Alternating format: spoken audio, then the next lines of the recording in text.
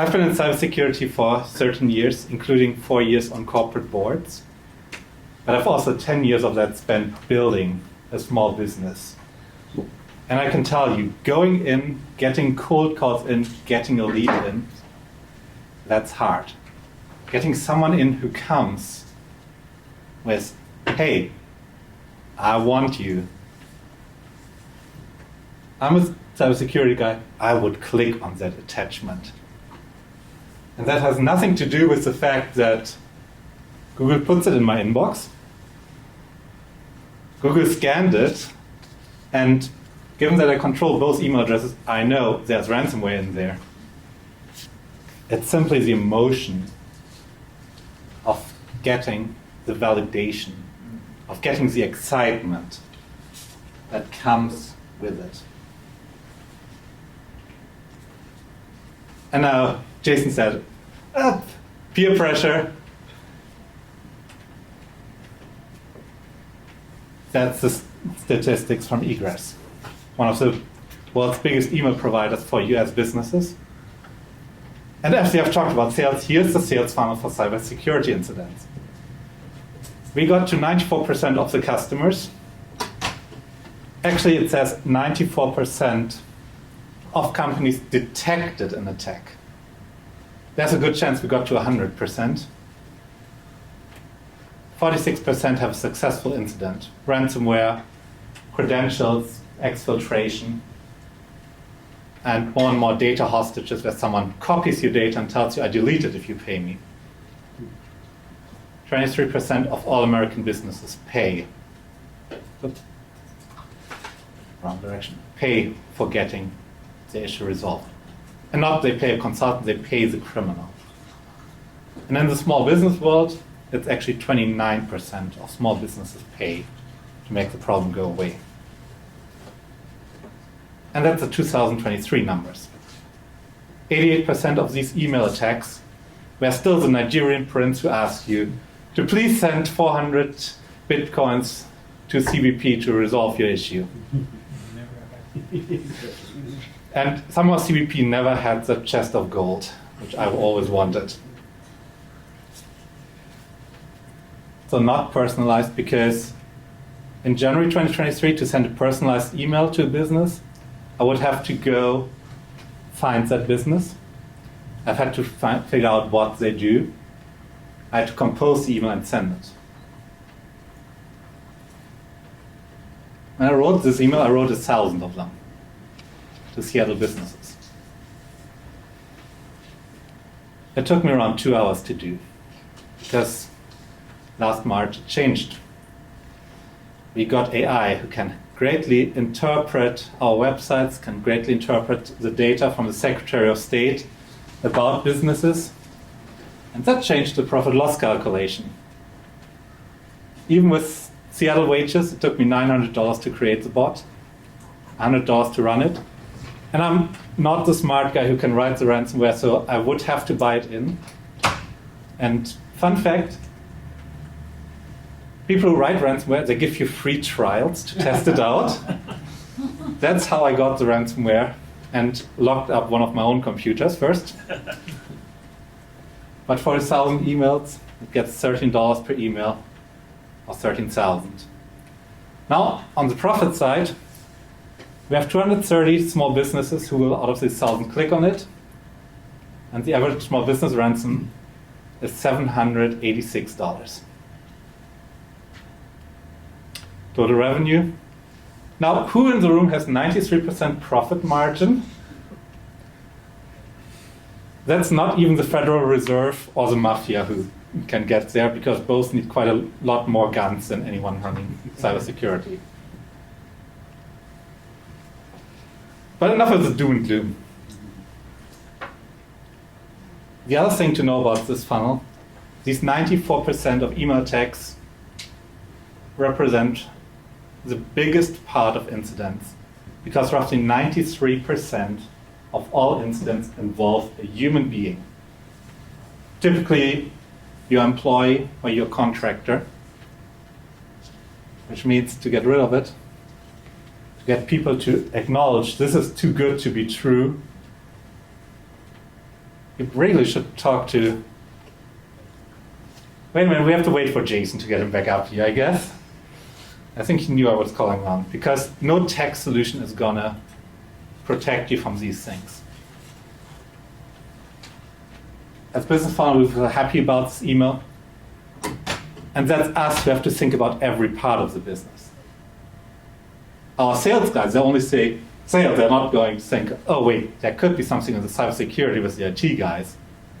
Same as my IT guys, they think about the sales guys, some kind of administration. Because we all have our own little view of the world. So the first thing we have to do is get our HR handbooks in place. Set the expectations.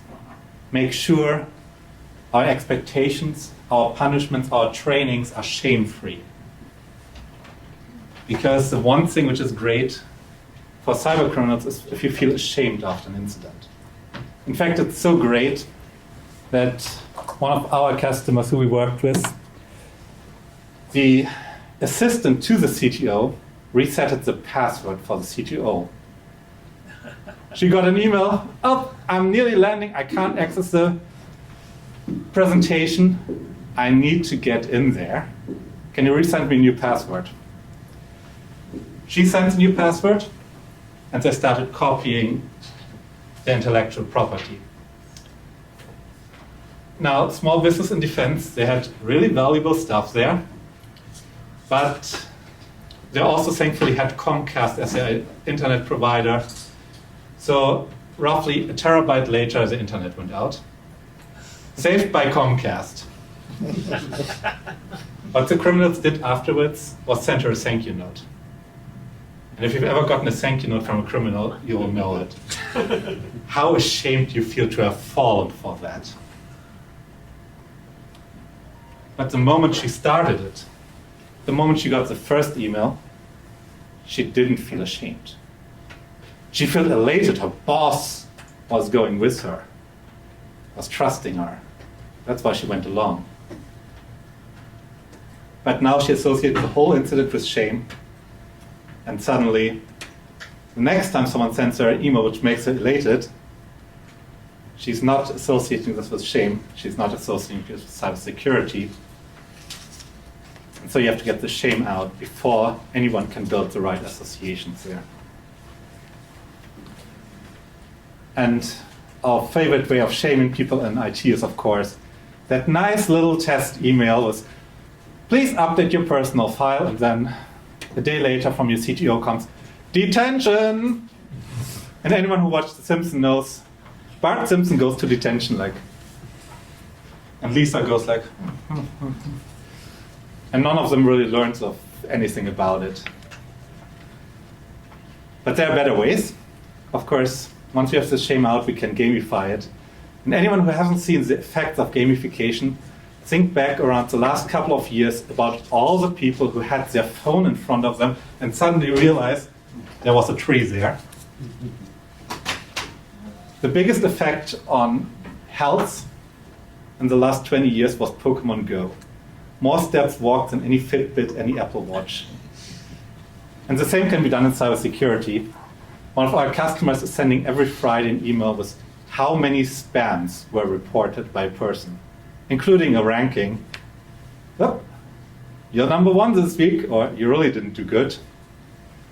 And simply the game aspect of being able to do it. It's what gets people to report their spam emails. Now, of course, you can go to the traditional habit sites. And if you want an open source one, Habitica is a great alternative. You can see already the nice animals to collect, the nice prizes to win, which you put in yourself. And it's not just for cybersecurity. You can get your social media scheduling done to make sure you keep the meetings. Your 20 sales calls a day or cold calls a day, you can track. And everything works because you suddenly don't fear it anymore because it's a game. Now, of course, it's not just the habits and this HR aspect which you need to work on. there are a lot more aspects which play into our human psychology. Simplification is one of the big ones. When you came into the building, you might have noticed fire doors, which either close automatically or have to be closed at all times. Passwords are similar. They should prevent something, a problem from spreading, a problem from getting out of hand. Now, if anyone has gone already to the bathroom, which bathroom stall has a fire door? None of that, because if every door in this building was a fire door, which one would be the one which would be propped open? That would be the actual fire doors, because they're in the way of most people. The same with password. If you tell someone to enter their password 6, 7 times because you didn't bother to integrate it, you didn't bother to make it simple for them, that 6-letter minimum will become the 6-letter maximum, because we really don't want to enter more than password whenever we see it. So integration and ease of usage can go a long way of convincing people to actually act secure, because suddenly security versus convenience gets a different relation versus ugh. And if you want to see the statistics on it, in 2021, a third of American office workers said they would rather do a low-value task than enter a password. Now, 2021 was still the time where people could get jobs where they didn't know what to do, but I would imagine if you ask this question today, it wouldn't go much different. The other thing about simplifying is it also makes the administrative process easier. The typical frontline employee, your cashier at the point of sales, interacts with 7 applications on average. Your office worker with 17. And we all know how it comes. You get a new person, you tell the IT guy, please create the accounts, and 15 work, 1 is wrong, and 1 was forgotten. Now the great thing is, new employees complain. They tell you it doesn't work. Employees who leave, they don't tell you it still works. So the 15 applications that get deleted aren't a problem. The one where the wrong one gets deleted might still be a problem because someone else can't work. But the one that's forgotten, that's thankfully the one which has the same password as the target account, which was hacked last week, and which now the same password works for getting your intellectual property out. After all, we didn't want to have integration, we wanted to have 17 different passwords. And lastly, if we speak about automation, we can't forget backups. If we look at the email, if someone gets it, someone will click on it, so you will have an incident. It's just this way of life, and if we remember Stuxnet getting out of hand, that went into a secure Iranian nuclear facility with no internet access, not even telephone access to the outside world. The CIA got it in by telling an Iranian scientist, we release pictures of your infidelity to your wife and to your boss. And he happily took it in. How it got out in the wide world? Someone wanted to share an interesting video with their coworkers. A secure nuclear facility of someone who really knows that their adversary don't want them to get nukes, and still the virus didn't just get in, it got out as well. So we can't prevent it, we have to build resilience, using backups, getting data automatically from your PC, your Mac, your employee's Mac to a server, and from a server to a backup, from a backup, at least for some of the stuff, to the archives, because after 10 years the IRS might realize they really want to audit you for that year. That's something which has to be automated and which has to be integrated. And for small businesses, things like OneDrive for Business, or Google Store work. If you want something which is on your side, the alternative like Nextcloud and OwnCloud do the same, and to automate it and to can detect if suddenly someone changes 500 files because they got a ransomware. And that way you turn an incident like MGM, which takes days to resolve, or I think even weeks to resolve, into something where someone has to install your system new and gets all the data back from the server. We have to remember our data is valuable. So our employees, so our contacts, our customers, and most small business owners know actually our employees and our contacts are still more valuable than all the intellectual property we have. But thanks to AI, none of us is too small anymore to be attacked. So the only thing we can do is we can reduce the impact, can make sure the human factor gets reduced, and we can make sure that we're resilient to attacks. All the talk about AI and cybersecurity won't save us because we are simply too smart of finding workarounds. What AI will do is they'll make us all a target and make it easier for anyone to work with it, as it makes it easier for me to send social media posts about it. Because a year ago, I couldn't have written 1,000 of these emails. At least not without finding someone to outsource it to. Our world has changed. Today I can do it in 2 hours. And so we have to build our resilience. We have to understand that no matter what we do, we have to take care of our businesses and our employees. Because even if you replace your whole IT, I haven't yet found a website where you can buy your next employee with 2-hour delivery. Thank you.